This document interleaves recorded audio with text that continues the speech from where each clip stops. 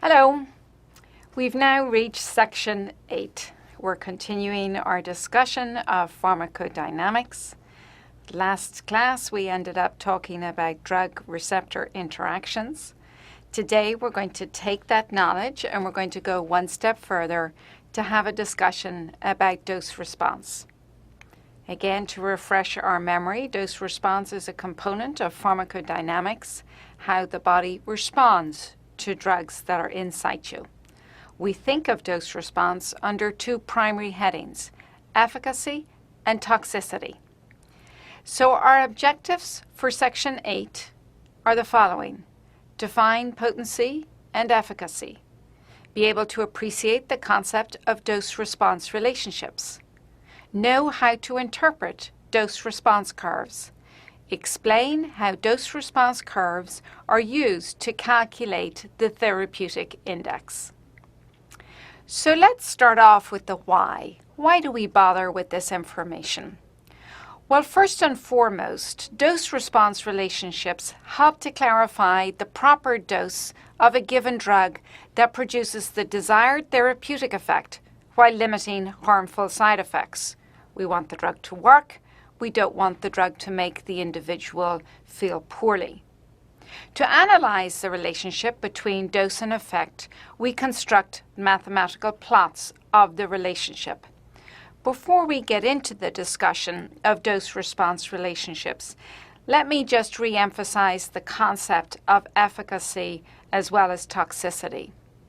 Depending on the scenario in which we are treating a patient, we have a certain threshold of toxicity that is acceptable to both the patient and to us as the healthcare provider. In some circumstances, that threshold may be very high. In other circumstances, that threshold may be very low. We'll use that analogy today as we discuss the nature between dose and response, emphasizing the concept that the response includes both the efficacious response as well as the toxic response. So in advance of going through this slide, let me apologize. I'm sure many of you don't have any great love of kinetic relationships. So let me try and make this information as simple as I can. For those of you who are chemistry students or biochemistry students, this equation at the top of the slide will actually look pretty familiar to you. This is simple enzyme kinetics that you may have seen in chemistry previously. So here we are looking at the relationship between a drug here and a receptor giving rise to a receptor-drug complex. This is what we talked about in our last class. The idea being that the drug-receptor complex brings around an effect. In pharmacology and in clinical medicine, we want to know several things about this relationship. First of all, we want to know what the affinity the drug has for the receptor, what sort of nature this drug-receptor interaction actually has, the components of that relationship. And then we want to know not only when the drug is bound to the receptor, what's the size of the effect, recognizing that the effect may be good or bad effects. So we have to be able to have integers of measurement to be able to quantify this type of response. So let me introduce the first one to you. And this is the equilibrium dissociation constant, much easier to say KD for short. And this is defined as the concentration of the drug producing half maximum binding. So the amount of drug in the particular setting that occupies 50% of the receptors that are available. And what the KD gives you is a sense of the affinity of the drug for the receptor.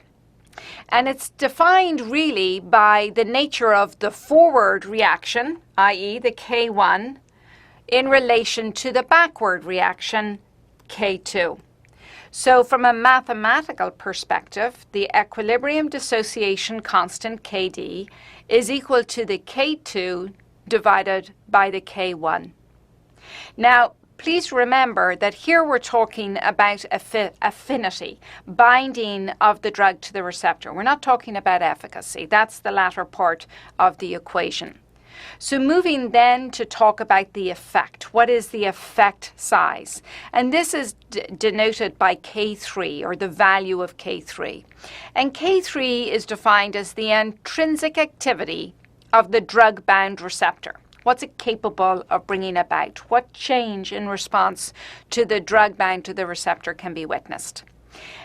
A K3 that has a value of 1 is considered an agonist, i.e. it produces a positive effect. A K3 that is equal to 0 is considered an antagonist, a lack of effect.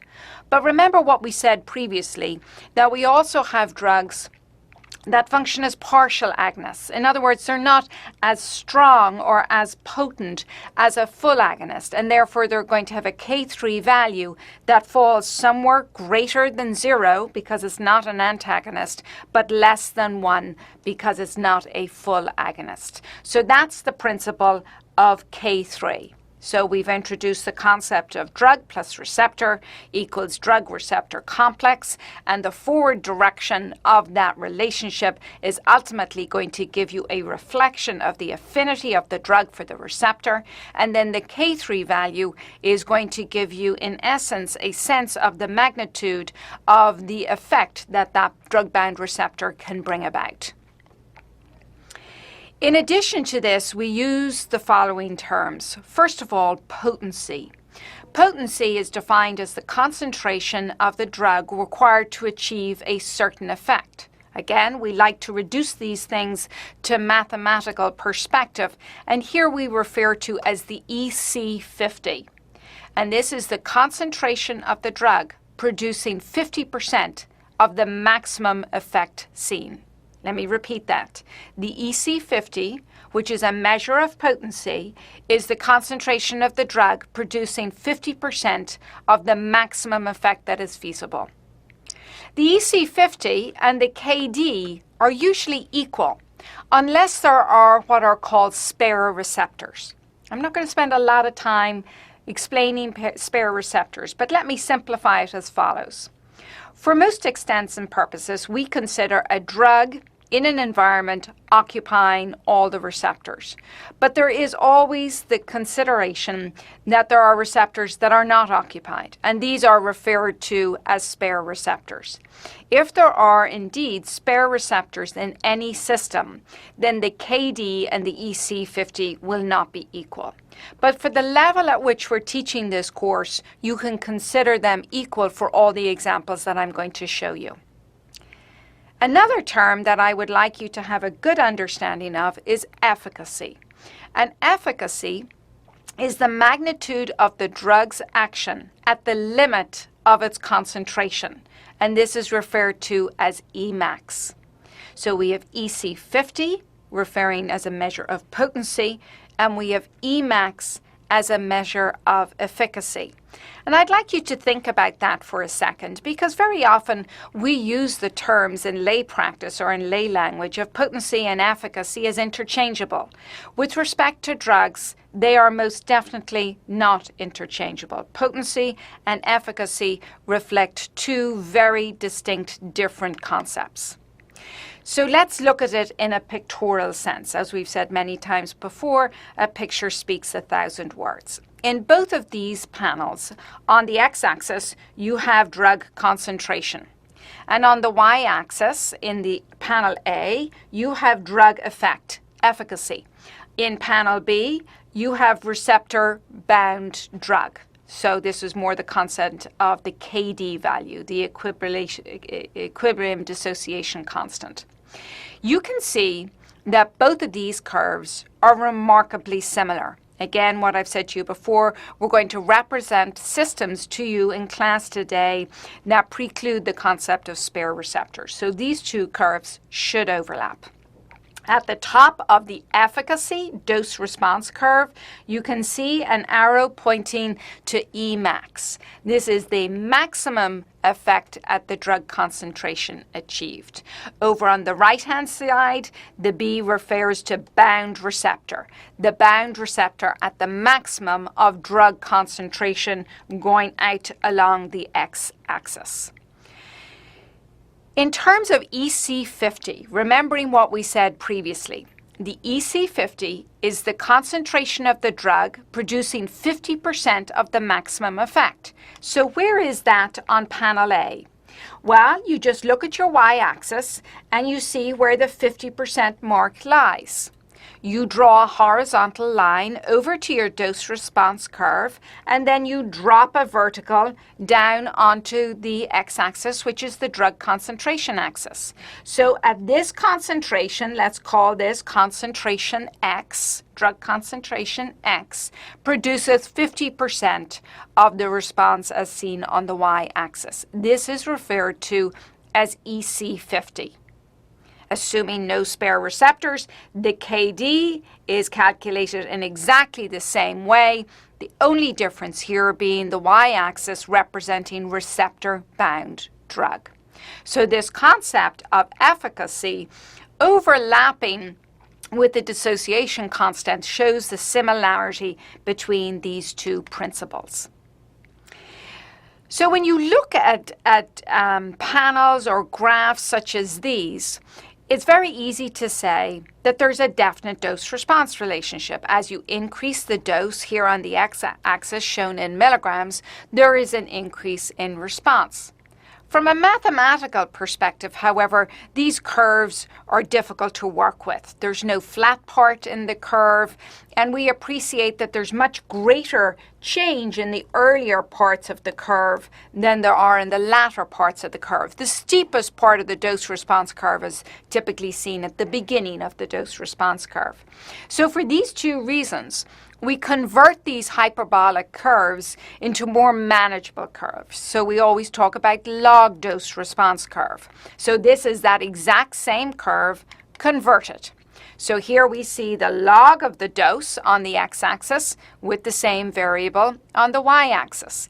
And what you can see in this particular graph is you have a very sizable central portion that is a straight line. And we like straight lines, easier to make accurate determinations at straight lines. So what can we see on this curve? Well, first of all, represented up at the top is the Emax, the maximum response or the efficacy, the maximum efficacy that is seen in response to increasing doses.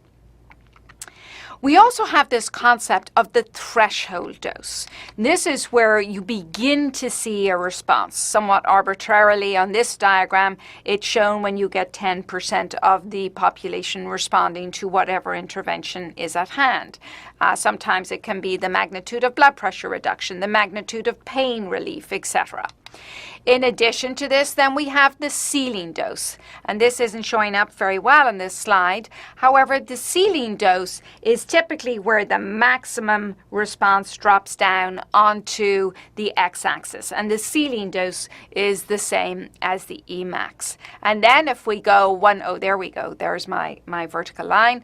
And then if we go one step further, we're looking for the EC50. So look at the 50% mark or the halfway point on your y-axis, draw a vertical line down to your x-axis, and now you've got your EC50. And assuming there are no spare receptors, your KD equals your EC50. Now, we can use these curves and we can superimpose them on curves in response to other drugs to be able to make some sort of comparison. For example, saying that one drug is more potent than another drug is equally efficacious to another, determining if a drug is a full agonist or a partial agonist, etc. So these curves are the mainstay of dose-response relationships. And we spend a lot of time looking at these types of curves during the drug development process. And just to give you an example, on the x-axis again, you have a log of the concentration or the dose of the agonist. Let's say you've got 4 different drugs in play here. And on the y-axis, you have the effect, whatever the effect you might be looking for. So look at this slide, if you will, for a few moments with me and ask yourself some pretty simple questions. What's the difference between each of these curves, assuming that each curve represents a single drug given in isolation? So while you think about that, I want you to think of 2 concepts, potency and efficacy. And think about how you might compare these in that regard. So first of all, the way we look at these curves is we evaluate efficacy.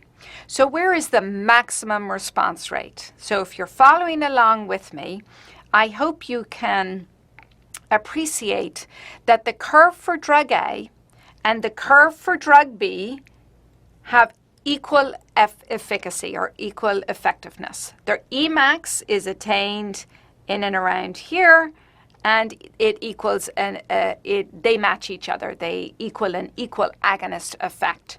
So drug A and drug B have the same Emax, and they're equally efficacious. The next question, however, is, are they equipotent? Do they share the same degree of potency? Now, I'll share with you a trick of the trade, if you will. Curves that are most to the left are maximally potent in comparison to the curves that are to the right. Why is that? Well, think about how we measure potency. You remember that term? EC50. So let's say we were to take the 50% response rate along the x-axis. It's going to be somewhere in here. And as we said previously, we draw a horizontal line out to the point where it intersects with your dose-response curve. You then drop a vertical line down to your x-axis, and that's your EC50. So if you do it for drug A, you're going to end up with your mark being somewhere around here. This is your EC50 for drug A. Now let's do exactly the same thing for drug B. Your horizontal line is going to be the same. It's going to follow out to your dose-response curve for drug B, and you're going to drop this down to the x-axis.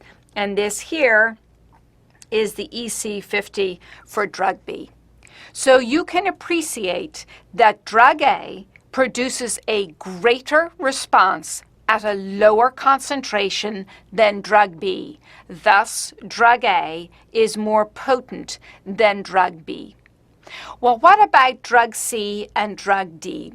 Well, straight off the bat, you can appreciate that they are not as efficacious as either drug A or drug B. And if you look at potency, if you draw your arrow out a little bit further to drug C, you're looking at the 50% response rate as being somewhere around here, dropping down your vertical. So not only is it not only equally efficacious, but it's less potent. So this concept of efficacy and potency is an important deliberative process, because potency isn't always the measure of the response that we're looking for. It's efficacy. And what we ultimately want to try and do is match efficacy with toxicity or tolerability. So we want the drug to work, but we also want it to produce the least amount of toxicity. Now, you can calculate dose-response curves for an efficacy response, but you can also calculate dose-response curves for a toxicity response. It's just not typically as reproducible as efficacy. This is showing you pretty much the same thing, emphasizing here we're looking at 4 different dose-response curves, again, A, B, C, D, and E, and showing you the various EC50s at the different points along the x-axis. These are all examples of graded dose-response curves. And when we ask the broad, high-level question, what types of dose-response curves are there? We essentially divide them into 2 types. The graded dose-response curve, and I just showed you a bunch of fictitious graphs.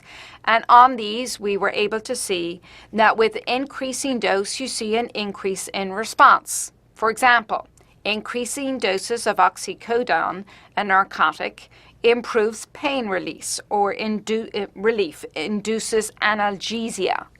Increasing doses of alcohol causes increasing degrees of psychomotor impairment. I'm going to show you an example of that for ease of reference.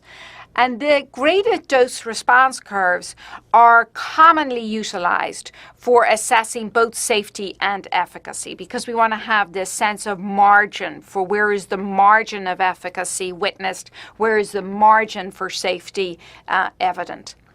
And then there's a second type of dose response curve, which we will also talk about. And these are quantile dose response curves. And another way of saying this more colloquially is the all or none phenomenon. The percentage of rodents dead versus alive. That's a pretty definitive difference between the two.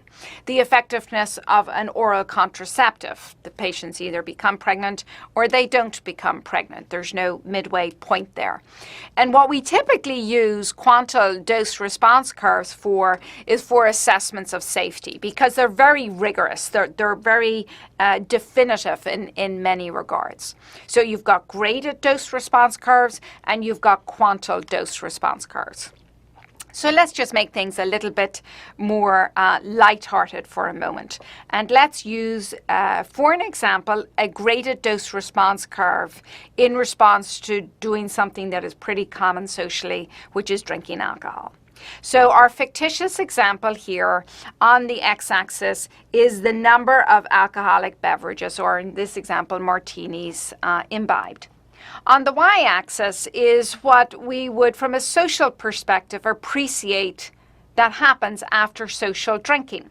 So in this particular example, we can say that after an individual has drunk maybe 2 glasses or 2 units or 2 drinks, they become more verbose, more social, tend to talk a little bit more, very nice and pleasant.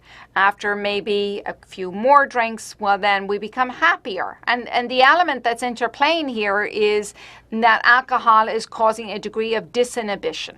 So there's a degree of laughter, which is kind of on the edge, but it is definitely occurring in a dose-response manner.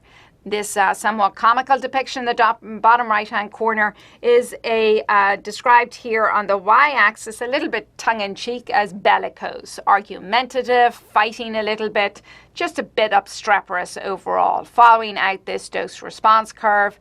Then we tend to see people who've drunk even a little bit more starting to become a little bit morose or sad.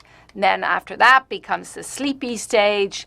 And this is where the humor probably disappears from the conversation, where the respiratory center in the brain becomes depressed and the ability to sustain respiration is compromised, and the patient becomes difficult to arouse, and then obviously the level that we would not like to go to, which is ultimate complete respiratory depression and death. So although this is a somewhat lighthearted approach, it represents what I'm trying to get a point I'm trying to get across. This very traditional dose-response curve that we witness following social drinking. Now let's bring it back into the clinical setting. Pain relief is something that most people who are listening to this class have either experienced firsthand or in the care of their loved ones or patients under their care. So here we have 3 different drugs. Oxycodone, which is a narcotic analgesic, and it provides its effect through the mu receptor, one of the opioid receptors. Codeine, also working through this same receptor. And then Tylenol, or acetaminophen, over on the right-hand side, abbreviated APAP, which is its chemical name, just fit into the slide with a little bit more ease. On the x-axis here is the log dose in milligrams, so we can see incremental doses. And then on the y-axis is a scale, a self-report scale, so somewhat of a qualitative assessment of pain relief, where the individuals completing this are instructed that 0 equals no pain, or 0 equals no pain relief, and 4 equals complete pain relief, or the absence of any pain whatsoever. So these are 3 dose response curves of 3 common analgesics that are used in clinical practice today. What can you say about these particular dose response curves? Well, I think that you're probably getting the picture here. One is, if you look at the Emax for oxycodone and for codeine, they are the same.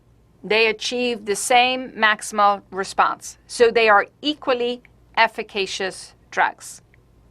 If we look at the potency of the 2 drugs, however, we see that oxycodone is ballpark 12 times more potent than codeine. So a more potent drug, but an equally efficacious drug. And then over on the right-hand side, you can appreciate that the dose-response curve for APAP or acetaminophen shows that it is less efficacious and less potent than either codeine or oxycodone. So what do you think you do with information like this? Do we go around using the most potent drug all the time? Well, obviously the answer to that question is no, because in clinical practice what we're trying to do is not only induce the response that we're looking for, in this example pain relief, but we also want it to mirror the toxicity profile. So the sort of toxicity profile that you might see in comparison to these sorts of drugs being used in clinical practice is reflected here. And these data are actually data from a clinical trial conducted by one of my colleagues here at the University of Pennsylvania. So in this example, you're looking at a clinical trial, and in this clinical trial, these were all individuals who underwent a dental procedure, and they were administered either placebo, a sugar inactive pill, Tylenol, acetaminophen, or Tylenol together with oxycodone at a lower dose or a higher dose. So Tylenol at 500 with oxycodone 5 milligrams, or Tylenol a gram together with oxycodone 10 milligrams. And the primary question here was not only which of these combinations was more efficacious, and going into it, of course, you have the premise that the highest dose of Tylenol together with oxycodone is going to be more efficacious in terms of pain relief. But really the primary point of interest here is what's the toxicity profile for this general type of therapeutic approach. So on the left-hand side down here is looking at the common anticipated sorts of side effects with Tylenol or oxycodone. And they include nausea, drowsiness, dizziness, lightheadedness and headaches. And then calculated in the red is the number of side effects experienced overall in that group. And then in the green is the number of subjects with side effects. Okay, so two different ways of looking at toxicity. And what you can clearly see is more nausea was associated with both treatment groups that incorporated oxycodone, and that the higher the dose of oxycodone, the greater the degree of nausea, or the greater number of subjects who experienced nausea. In addition, increasing degrees of drowsiness, although I'm sure if you put this to statistical testing, this would not reach statistical significance, but we leave that point aside. Very significant differences between dizziness, and then if we look at the overall number of side effects, no question that the higher dose of Tylenol and the higher dose of oxycodone was a less tolerated, less well-tolerated, more toxic intervention in comparison to either Tylenol or the lower doses. So we use this sort of information in order to be able to choose appropriate medications. I said to you before, we have acceptable levels of toxicity depending on the scenario that we're treating. For example, if we have a patient who has extensive bony metastases with end-stage malignancy, pain control is a primary concern for the humane treatment of that particular patient. In that sort of scenario, we are much more willing to accept a greater spectrum of toxicity from that drug than we would in a patient who's undergoing a dental procedure. So the concept of dose response and balancing efficacy and toxicity always has to be considered within the clinical realm in which the drug is actually being used for clinical purposes. So let's now look at a little bit about receptor interaction, returning to our last class in which we looked at drug receptor interfaces. And in these next series of slides, we're using a very schematic representation of the receptor, recognizing that this is absolutely just a schema and that we've previously described the 5 main types of receptor subtypes. So here we see a receptor portrayed, and we have the binding site here, and we have the activity site. So we know that every receptor has a location on that receptor where molecules will bind to it, agonists, antagonists, etc. However, there is a unique activity site that needs to be activated in order for the receptor-bound drug-bound receptor to be able to bring about its response, and that's referred to as the activity site. So if we look in this particular setting, we have a molecule, a drug, that functions as an agonist. The K3 equals 1. We see it inserting into the binding site and the activity site, and it is this interaction that brings about the drug response. This is a pictorial depiction of a drug functioning as an agonist. An example here is what I've just showed you from the previous graph, oxycodone. It's an opiate receptor agonist, and it has a K3 that is equal to 1. Let's move on to another example, and in this case, it's an antagonist. So the drug is binding to the receptor, but remember our definition of the antagonist. It prevents the activation of the active site of the receptor. So in this example, it shows the drug literally covering the activity site. And this is, of course, a ridiculous degree of oversimplification. But the concept here is that the antagonist in situ prevents the natural agonist from binding. So let's say, for example, we're treating a patient with high blood pressure, and we know that angiotensin II is the normal hormone that causes an increase in blood pressure. And we have a group of drugs called angiotensin receptor blockers. These drugs would bind to the binding site, but they would block off access to the activity site so that angiotensin II, the natural agonist, cannot get access to the activity site, and thus the blood pressure is lower. This is a classic example of a drug antagonist. And one of the things about antagonists is that their binding to the receptor is typically very tight. So it typically gets in there and it sits there and it binds. In this particular example, we have naloxone. And naloxone is an opiate receptor antagonist. And by definition, its K3 equals 0 because it does not permit any intrinsic activity to be seen. So you could imagine the potential utility of naloxone in somebody who has overdosed with an opioid narcotic, because it can prevent the ability of the opioid narcotic to actually bind to the receptor. And I'll return to this slide just one more time. In here, the agonist binding, you can see inserts into the binding site and inserts into the activity site. One of the things about agonists is that they come onto the receptor, they come off the receptor. So they are bound and then they're unbound. So it's a very dynamic relationship between the agonist binding to the receptor. So let's look now at our third example, and this is an example of a partial agonist. So again, the partial agonist is able to bind to the binding site, but it's not terribly efficient at the activity site. So its efficacy is not going to be as optimal as our full agonist. And if you will recall before, we said that partial agonist, our example here is buprenorphine, and it is an opiate receptor partial agonist. Its K3 is between 0 and 1, and here being depicted as having a value of 0.7. Now, this example, or this model system of opiate receptor activity, is actually a very useful model, because what it helps us to emphasize is the interplay in the setting of an agonist, a partial agonist, and an antagonist.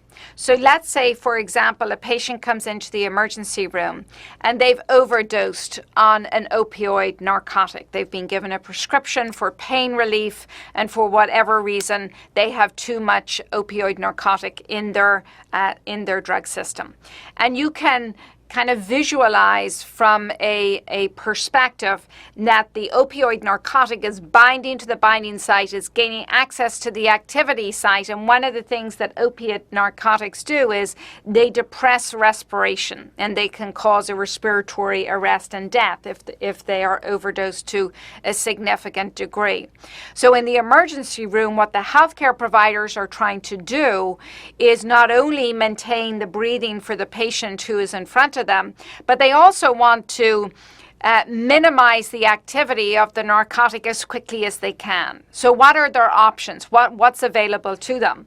Well, first of all, naloxone is a good approach because it's going to function as an antagonist. It's going to compete with the agonist, the overdose drug, the opiate in this particular setting, and ultimately attempt to minimize that effect. Another approach is to give a partial agonist. So in this situation, what you're doing is you're gradually diminishing the effect. And this might be very useful in narcotic dependency, where you don't want to withdraw the drug very precipitously because you can get a lot of adverse rebound effects from withdrawing narcotics precipitously. So we can use partial agonists to kind of slowly dampen down the response because they will also compete for the activity site in the same manner that the natural agonist would. So this interplay between agonist, antagonist, and partial agonist is quite nicely represented by the opioid receptor and these three drugs, oxycodone, naloxone, and buprenorphine. So this leads into a discussion of the types of antagonism. So we essentially have four different types of antagonism: competitive, non-competitive, chemical, and physiologic. And I'm going to start from the bottom and work my way up. So physiologic antagonism is defined as one drug doing exactly the opposite of another drug and works through a different receptor. You will recall that when we were talking about receptor signaling mechanisms, we used the example of a bee sting. And we described how histamine, mediating its effect through the histamine 1 receptor, can induce a vasoconstrictive and a bronchoconstrictive response on airways. And that one of the treatment approaches is to use epinephrine mediating its effect on a beta 1 receptor, bringing about a contrasting vasodilatory or a bronchorelaxation therapeutic effect. So in this example, epinephrine is functioning as a physiologic antagonist to histamine. So that's physiologic antagonism. In reality, both drugs are functioning as agonists, but one of the agonists has an opposing physiologic effect to the other. A second is chemical antagonism, and this you may be familiar with. This is the concept that you're taking more than one drug at a given time, and that one drug binds to or inactivates another drug and prevents its absorption. A good example of this is divalent and trivalent cations with dairy products, antacids and iron supplements, when given together with tetracycline, can markedly alter the absorption of tetracycline. Another good example is a drug called cholestyramine. This is a bile acid sequestrant, and cholestyramine can actually bind immunosuppressive drugs and prevent their absorption. So this is an example of a chemical interaction between molecules that alters the percentage of the drug that is absorbed and thus bioavailable. And then the two that are more relevant to clinical pharmacology from a pure principle perspective are competitive antagonists and non-competitive antagonism. So competitive antagonism involves receptors. It is reversible as long as you deliver enough agonism. In other words, it's surmountable. So you can have a degree of antagonism on board, but if you keep on increasing the dose of the agonist, you'll overcome the antagonist. And this is this idea of receptors binding drugs. So drugs come onto receptors, they come off the receptors. So there's the opportunity for competition for the binding sites. Non-competitive antagonists, even though they involve receptors, they bind so tightly, you don't have this on-off phenomenon, that it doesn't make any difference how much more agonists you give, it fails to reverse the effect of the non-competitive antagonist. And we're going to look at some examples here.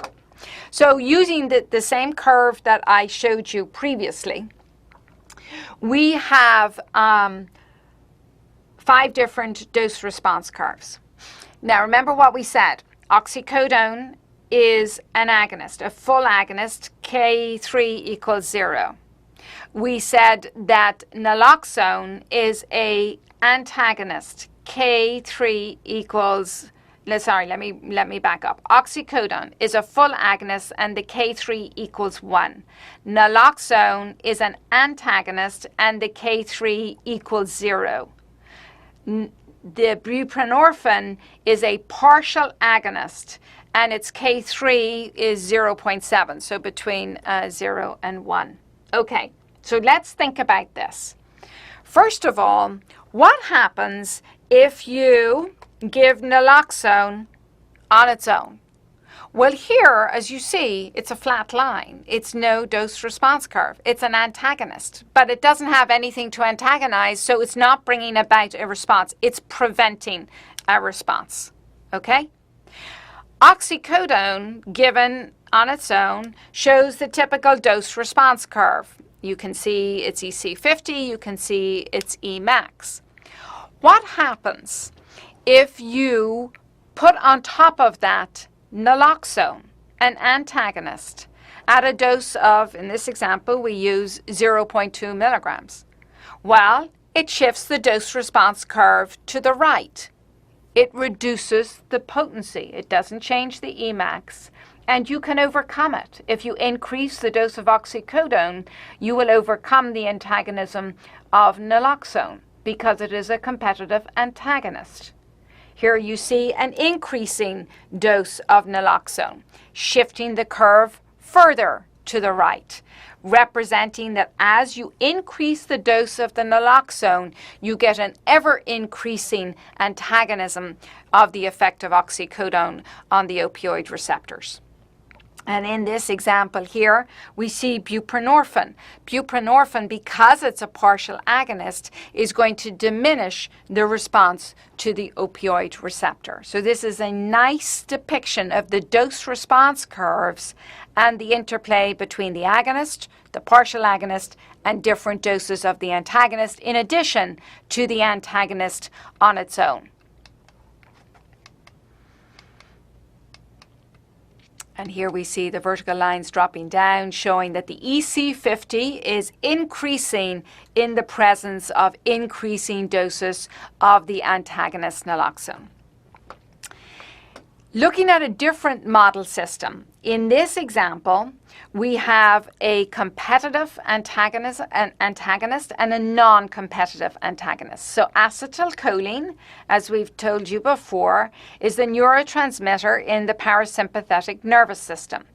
On the y-axis is muscle contraction. Acetylcholine, or the parasympathetic nervous system, increases muscle contraction. And we've also discussed ways in which it regulates heart rate.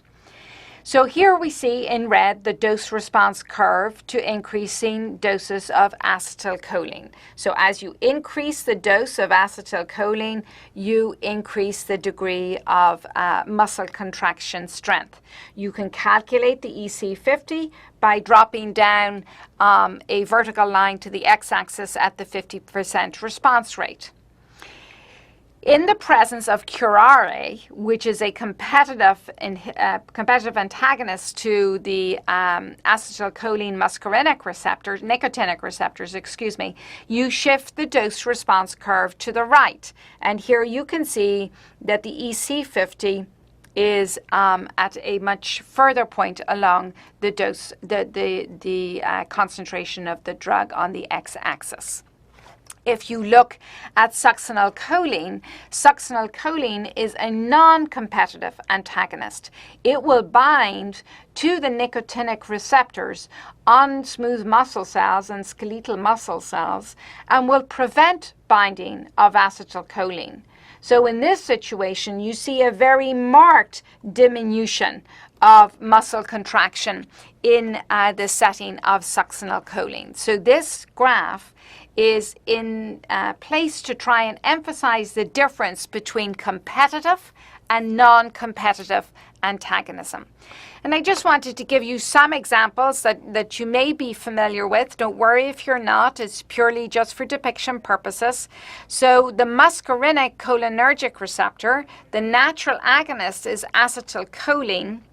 We also have drugs, synthetic drugs, pilocarpine, for example, and then antagonists, atropine and scopolamine. Atropine, we've talked a little bit about before, antagonizes the impact of acetylcholine in the heart and causes a alteration in heart rate. Scopolamine is a drug that we use for motion sickness, and it antagonizes muscarinic receptors in the brain that mediate the nausea and emesis associated with repetitive motion. Nicotinic cholinergic receptors, the natural agonist is acetylcholine, and also nicotine, either from chewing tobacco or from smoking. And the natural antagonist, the competitive antagonist is curare, and the non-competitive antagonist is succinylcholine. The alpha-1 adrenergic receptor, the natural agonist, is norepinephrine and epinephrine, and both of these are available as a therapeutic. And the antagonists are prazosin, which for a long time was used in the treatment of hypertension, and phentolamine, which is used in the domain of anesthesia. Beta-1 adrenergic receptor, the natural agonist, is epinephrine, and commonly used antagonists, propranolol and metoprolol, are used to control blood pressure, to lower blood pressure, and also to prevent recurrent cardiovascular events, heart attack, etc. So now let's return to what we mentioned previously, quantile dose response curves. And to remind you, these are all or none dose response curves. And typically the way we look at these is from a percentage perspective. So the example given here is percentage of rodents dead at a given dose of a drug called phenobarbital, which is a CNS depressant. So we are going to use an example here of an experiment that involves giving a drug, in this example, the anxiolytic diazepam, marketed in the US as Valium, to a total of 50 rats. And on the x-axis, you can see that there are increasing doses of diazepam from 0 milligrams up to 200 milligrams. The difference here is that on the y-axis, it's a representation of the total number of rats asleep. But the assessment is what's called a cumulative percent asleep. So in the schema on the right-hand side of this graph, you'll see incremental doses of 20 milligrams up to 200 milligrams. And what you're essentially doing is calculating at each dose what the incremental number of animals who are asleep. So this is the efficacy piece. You're giving diazepam to make these animals sleepy. And we calculate the EC50 in exactly the same way, where 50% of the animals have the effect that we want. And the dose at which 50% of the rats were asleep was 100 milligrams. So we can say that the EC50 for diazepam in this model was 100 milligrams of diazepam. Now, what we really want to know is at what point does this efficacy become problematic? So with quantile dose response curves, what we're able to do is compare the dose at which 50% of the rats are asleep to the dose at which 50% of the rats are dead. And we calculate this as a cumulative percentage dead. So you're looking at cumulative percentage asleep, and you're comparing it to cumulative percentage dead. And in this particular example, you see that 50% of the rats died when the dose of Valium was 4,000 milligrams. So the wanted effect was seen at 100 milligrams of Valium. The lethal dose was seen at 4,000 milligrams. So very wide disparity between the effective dose and the lethal dose. And this is very important to us because from it we're able to look at the EC50 for diazepam shown in red and the and the lethal dose at which 50% of the animals were dead shown in blue. And this is referred to as the LD50. So in order to calculate the therapeutic index, we do a comparison, a mathematical comparison. And we say that the therapeutic index is equal to the lethal dose, the dose at which 50% of the lethality was demonstrated, divided by the effective dose, where 50% of the rodents experienced the effect that was intended. So the therapeutic index in this particular example is 4,000 milligrams, the lethal dose, divided by 100 milligrams, and the therapeutic index has no annotation to it. It's 40, because the 2 milligrams obviously cancel each other out. Now, a therapeutic index of 40 is considered to be very wide, and for this reason we consider diazepam to be a relatively safe drug for that very reason. However, we have examples from human pharmacology where the lethal dose and the therapeutic dose is not that close, and that can be a real concern in clinical practice, where we want to be very sure about how drugs are compared to each other. So the therapeutic index, for example, that we've shown for diazepam can be used as a benchmark against which we compare other drugs. And this is what this particular graph is attempting to do. So as we've said, the ED50 for diazepam was 100 milligrams, and the LD50 for diazepam was 4,000 milligrams, which gave us an overall therapeutic index of 40.